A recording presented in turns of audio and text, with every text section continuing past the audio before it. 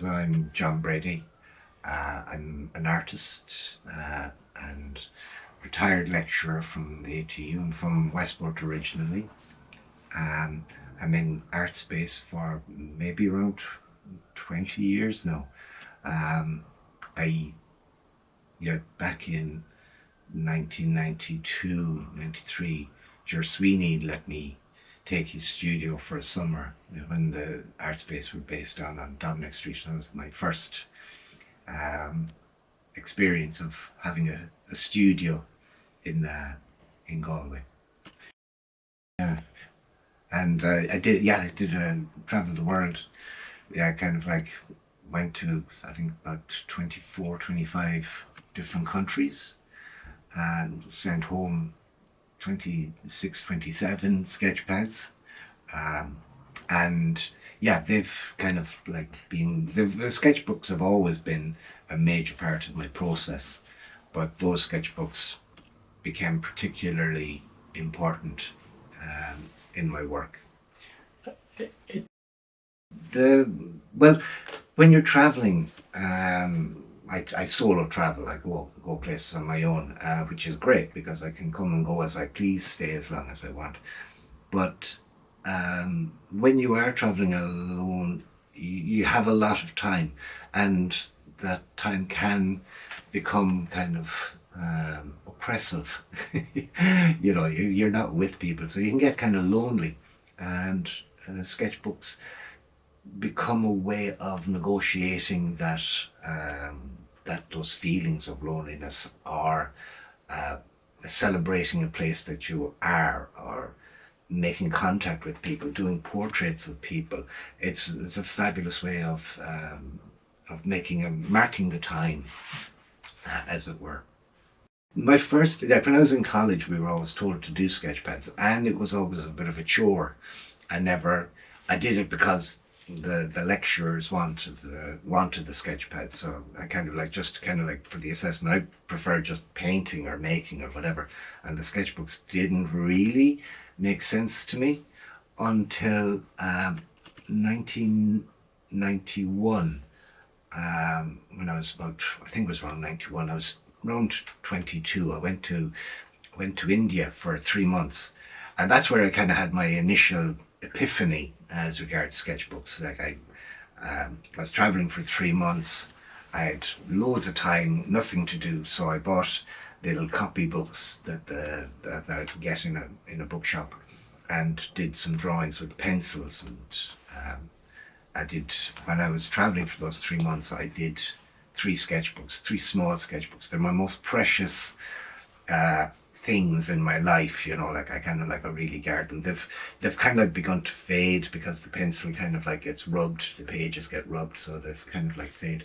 But those three sketchbooks, they kind of like showed me the value of making drawings. Doesn't matter whether they're good, bad, or indifferent. The act of doing the drawings, you have something to show for your time. And also kind of like when I look back on them, I kind of like I can travel to that place and that time more authentically. For me, it feels much more authentic than, and much more engaging than, a photograph. Yeah, the photographs are grand, they've got lots of information, but I don't know, there's something, for me, an internal kind of like thing that I like about the sketch pads.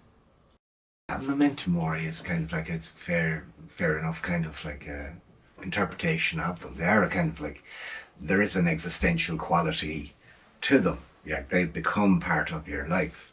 They become part of your identity. You become a person that makes drawings. And yeah, now I've got hundreds of them, and I know, and I go back to drawings. I don't necessarily kind of go back to them all, but yeah, some days I'll go in and I'll pick up drawings. And the drawing process is changing. Like in the last couple of years, I've started adding in colour into the sketch pads, and doing collages and stuff like that.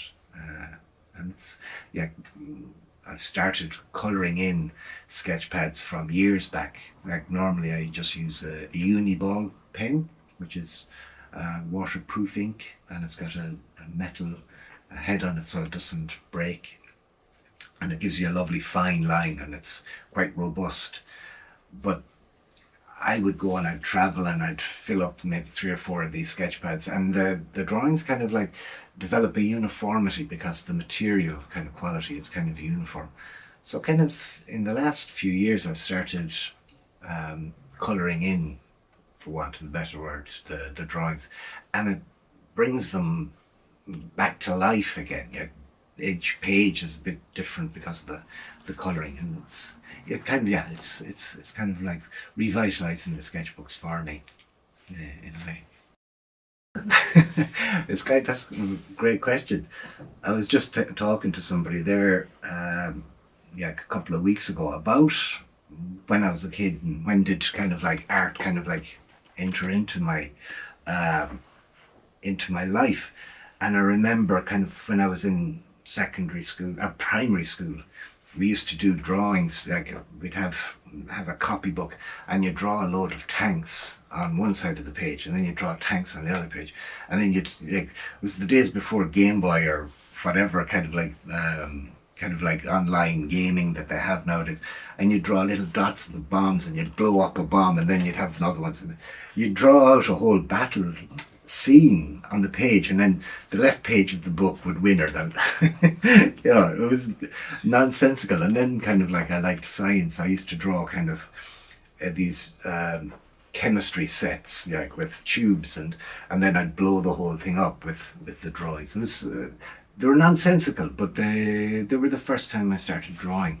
But I remember when I was in 5th class, I remember making a drawing. I wanted to draw something amazing, something kind of like, I wanted to draw art, something that was going to look amazing. And I realised it's really difficult. I was drawing swans and a house, and it just did. I was saying like, I wonder how can you do this? Yeah, there was always that kind of like, it was always part of my life. I don't know if there was a time when I specifically thought that I could become an artist. I used to always draw, always liked drawing, did classes.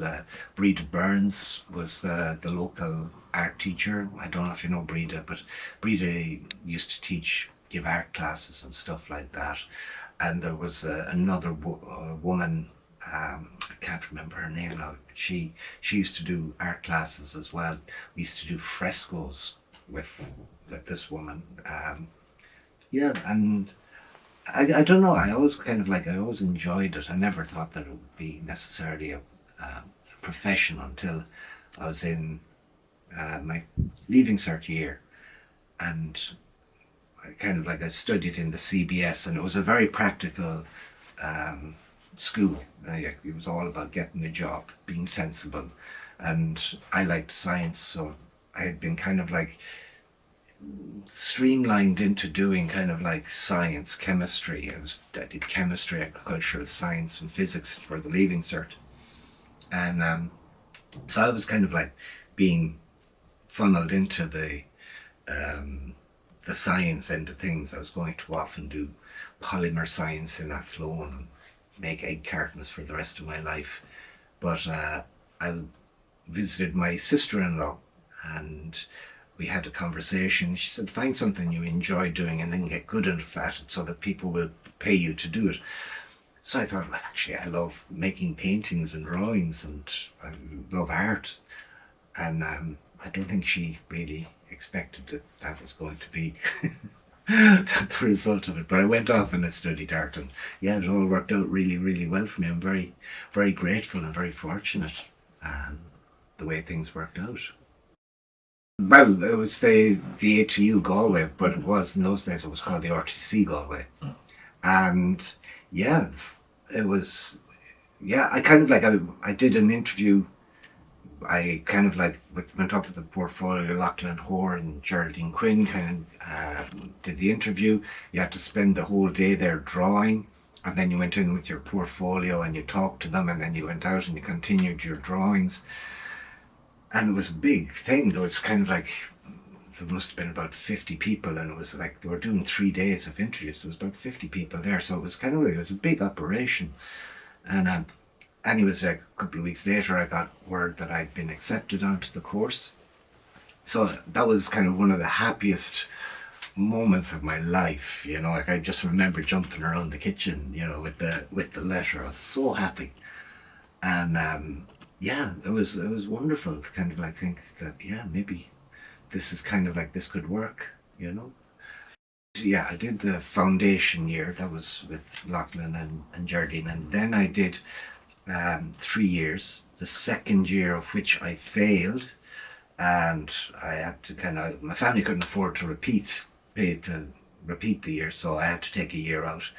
And I worked on a delivery truck that used to go out to Connemara. It was actually the year that they were filming The Field in Leenane, so we used to have to stop in Leenane every time we went out that direction and kind of watch the filming, and worked in a petrol station and stuff like pumping gas.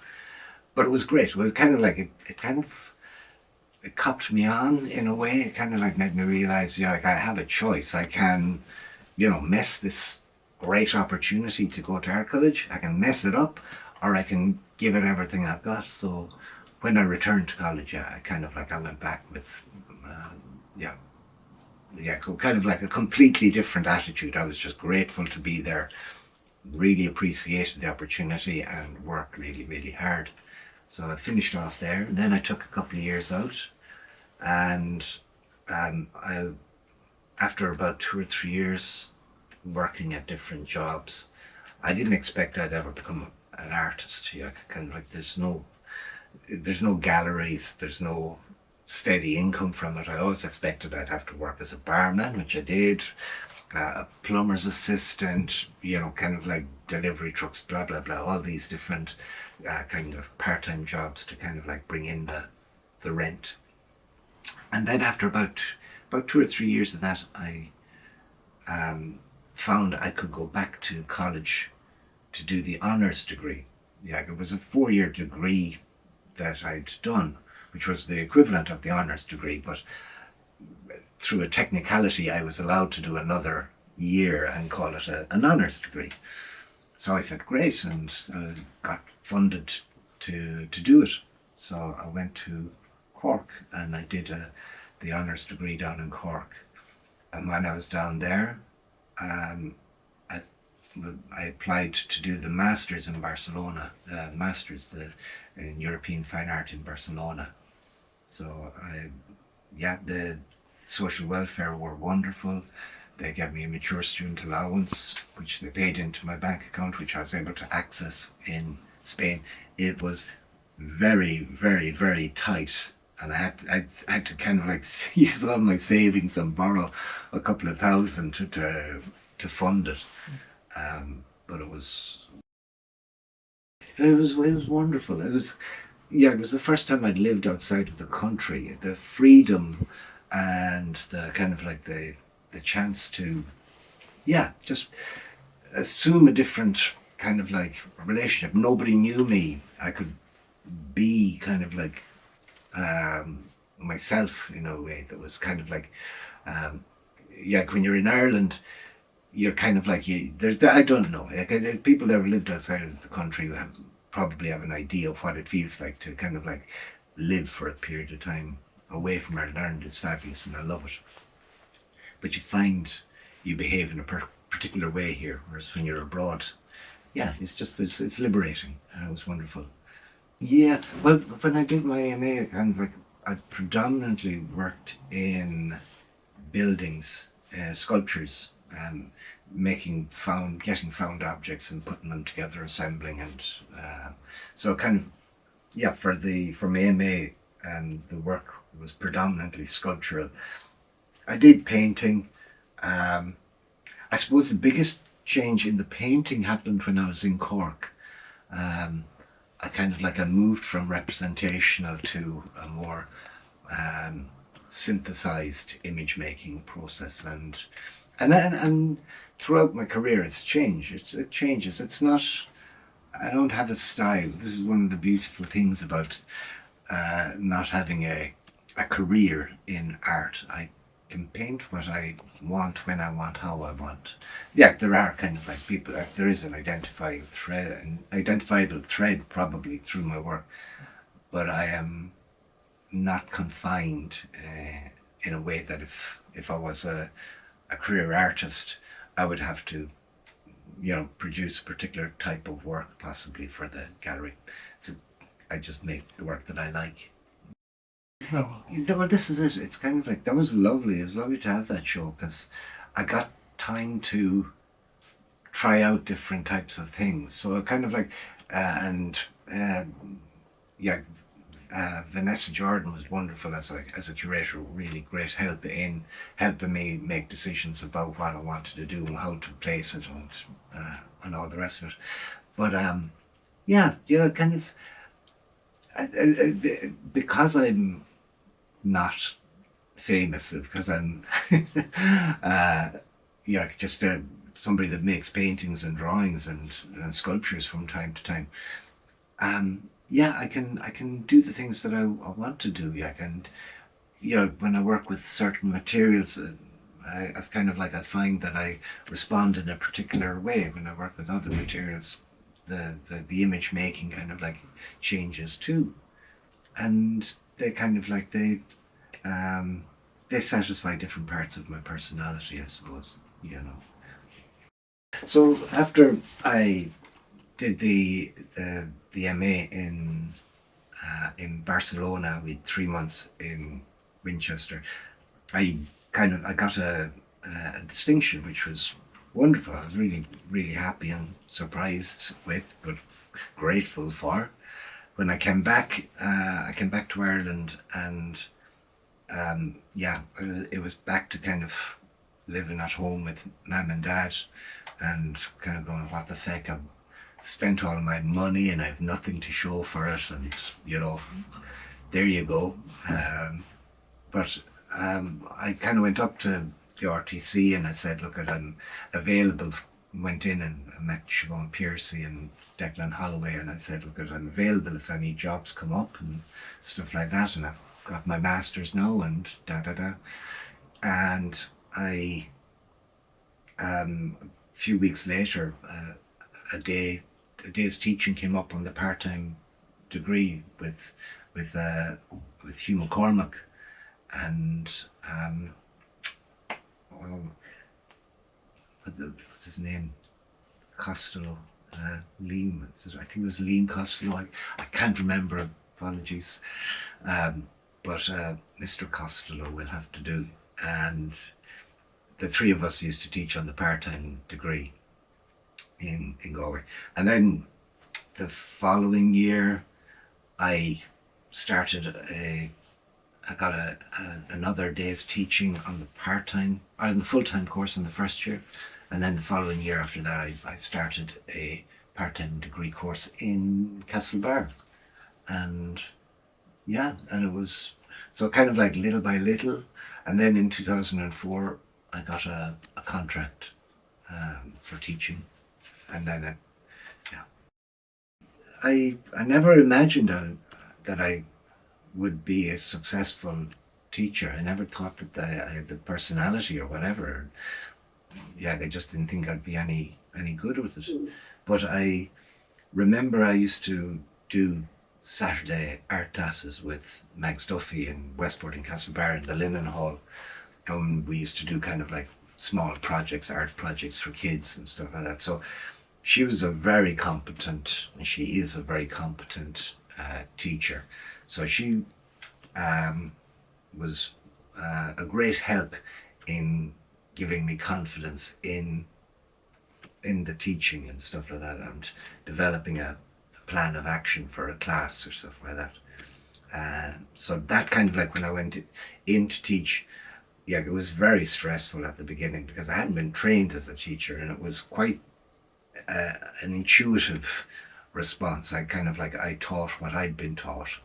I passed on the books or whatever, passed on the bag to the subsequent students, and tried to tell them the things that I thought were most important about drawing, painting, sculpture, whatever.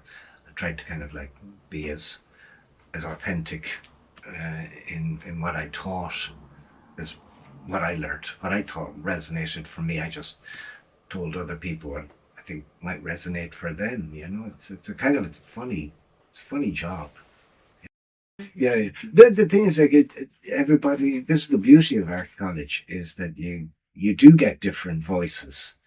Um, you get different approaches, and those different personalities and approaches resonate or don't resonate for you. You know, but the variation is important. You know, like, you don't want to hear the same voice kind of like all the time. You want to hear kind of like a counterpoint.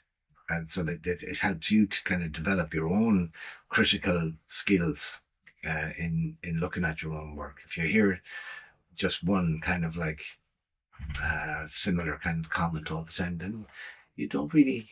I don't think it helps you. I think you need counterpoints, and you need kind of like disparate kind of like attitudes. It was an absolute privilege to be part of the ATU, and to be part of a team that was very successful. I think in in kind of like in helping kind of like these young artists to create their own identities. I hope it was wonderful. When when I started, yeah, like, I was a younger person, and it it didn't. I kind of like I did quite a kind of like a good strategy, in that I let the teaching lead my art practice. So when I'd be doing drawing, teaching drawing in college, I'd be doing drawings in the studio. Then when we'd transition into color, I would transition into color in the studio. So I I kind of like I had my teaching kind of like um, mirrored my studio practice. I thought that it'd be too difficult to kind of like have a studio practice and then have it counterpointing with the teaching. So I got them to align, and that worked really really well for many years. Um, but I found lately, in the last 6 7 years, that that I just didn't have the energy for the studio, and the studio was beginning to fade.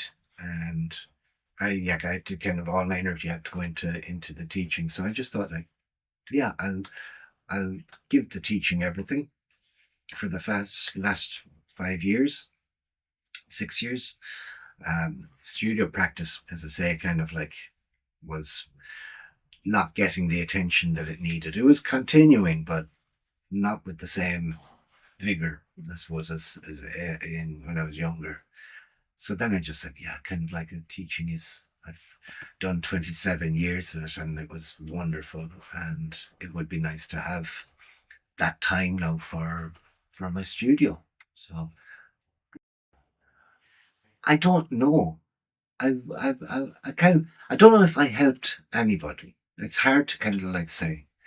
I All I could do was be there and try and, as I say, um, talk about what I never wanted to have, you know, little John Brady's.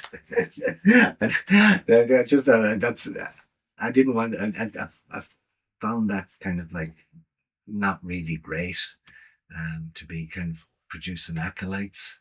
I hope I kind of like people kind of like were able to kind of develop their own voice and develop their own identity. That's kind of like, kind of, if they did, then it wouldn't be for me to say. Yeah, if they did find me helpful, wonderful. But it's not for me to say that I could see myself in them. That's not really the way it works. Yeah, it's kind of like pretty much finding my feet again. Like this year, I had the exhibition in 126, which was a wonderful experience. Really, really kind of like, I'm so grateful to the team in there, to all the people that work in 126, and to Vanessa. Um, it was, yeah, great experience to kind of have time to think about where I am and to mark where I am in my work now. Um, and now I'm kind of like, I'm probably hoping to do some more traveling in the next year or so, kind of like a substantial road trip. Um, Gather some more sketchbooks, come back, and then continue on with my practice. Yeah. Yeah, it's kind of like there's no I don't see the future. I just kind of like make it up as I go along, see what happens. Yeah, kind of like I've been here, I suppose, I'm not sure, about 20, 20 years. Like I had space over in the Lisbon industrial estate for years there. Ben Gagan was in there with me for a period, and we had this space out in the back, which they subsequently lost. The people that were renting the building wanted the space back, but it was a great space. It was kind of down at heel. It was pretty basic, but you could really experiment with it, and there was lots of space, so you could make big paintings and store them in the hallway and stuff like that. And that's one of the things. The space, while this is probably one of the better spaces, it's still, you're kind of still confined. If you make big paintings, anything over this size, you start running into issues with storage and stuff like that. And I'm kind of prolific, so that's one of the things I've had to cut my cloth, literally and figuratively. Joe Berry, God bless him, he gave me the use of his factory space in Westport. It was a printing works, and it was enormous, and it was wonderful. That would be the ideal space, because there's no confines in terms of how big you can work. And I did a load of very large paintings there. I thought when I moved in there, now's the chance to work big. You've always wanted to. Now you have the space, go for it. But then, when it was time to move on, then what do I do with the paintings? So a lot of the paintings are in storage in the hay shed, in my brother's hay shed, Joe's hay shed in Westport. And then another load of them are in a friend's house, Sean and Anne Foy. And they live down in Westport, and they're storing about 12 large paintings as well. But this is the problem with the big paintings. They're so much fun to do, but storage is, like, I used to store them here, and they took up that amount of space. I had this kind of like, so I had to, but if I get a big space again sometime, I'll go back to the big paintings again. What can I say about art space? It's been kind of like an absolute, lifesaver. It's wonderful. We've got great administrators. We've got a great kind of like team of people that keep the show on the road.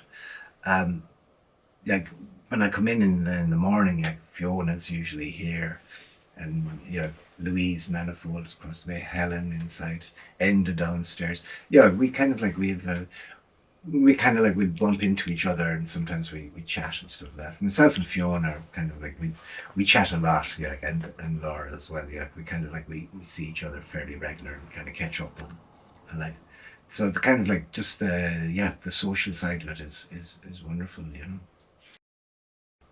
Sometimes you just come in and you don't do anything. You read books, kind of like, or read poetry or whatever, or go for a walk downtown, or go take the sketch pad out for a walk. It's not you have to kind of like follow your own kind of like thing.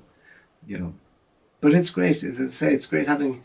Like I go over to the art space in Lisbon every once in a while, and kind of like Kate McSharry, she's kind of like running the place now.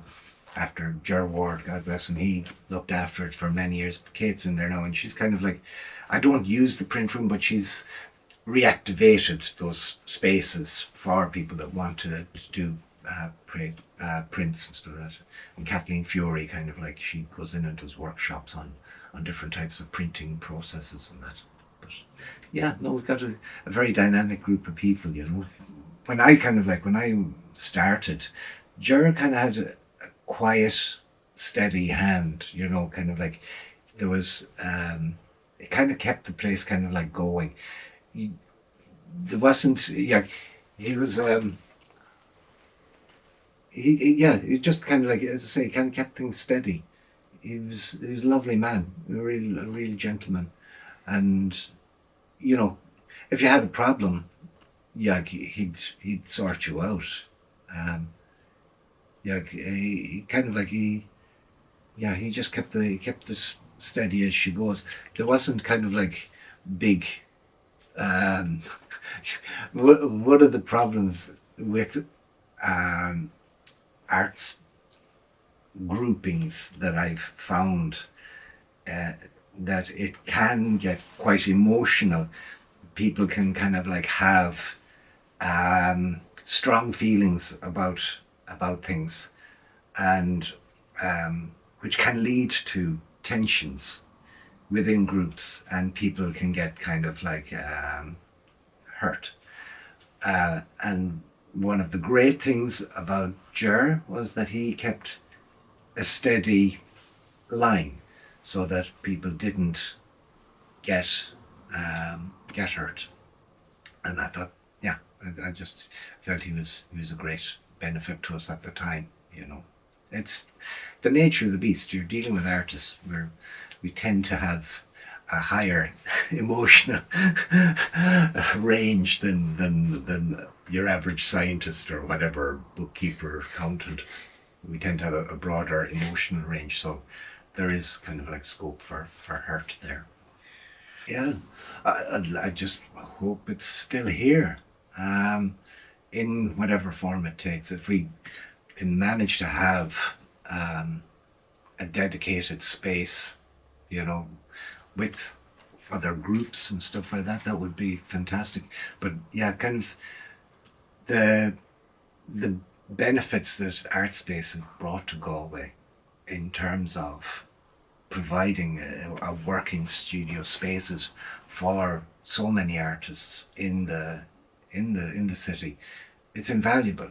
Yeah, it kind of like it gives Galway an authentic kind of like feel to it. That yeah, when people talk about the arts, they can kind of like present art space as a kind of like as a continuum of kind of like of good excellence in art practice. What would I see in the future? Yeah, a wonderful big studio. It'd be great with lots of spaces and well maintained and well managed. That would be great. But I live in hope.